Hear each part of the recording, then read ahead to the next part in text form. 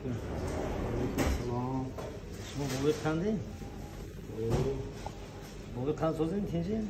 شکر شما الله شما خواستین تینجین برادر. سلام باشین. من مخلص اسدی شما. خدا نگهدار باشه زنده باشید. سلام باشین. میگم با قدرت الهی پرورش میکنیم موهی خودت بوی خند گناهی. خدا نگهدار باشه. گناه با گناه به گناه بودن ما را خدا من خودش میگه من شیر نشناختم. من مخلصم بوی خند.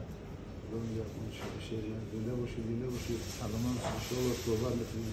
برآمدتون فقط جدت میکنیم. انشالله. برای با بوی خند مردم من میکنی فند بسیار میگویی پند.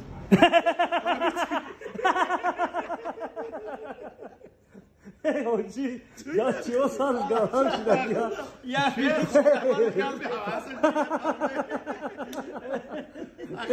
صاحب باور کن این قزنگ میزنم مرا این قدر کمیتر میرسه این قدر سرما باید میکنه تو باور کن تو فهمیدی که اولم همین کریشه ما اولم گفتم مخلصو که بگه که بابا ما ترا دولینی بکیرم دولینی میزنم لیکن باهمیت نشه بابا باهمیت نشه چه زمگم بگه Terminat ya.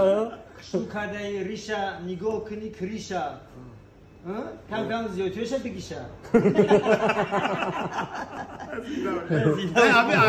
همه اکا برادر به حسن شیلا باور که سخنی گفتگوش به شعر است. سخنی گفتگوش به شعر است. استعدادی خداداد داره. با خدای زنده باشی با خدای. درست با قدیم شناسه. برادر بو شهرت سیونکا دوره برات ببینیم بابای قند سموسارش که میخرد.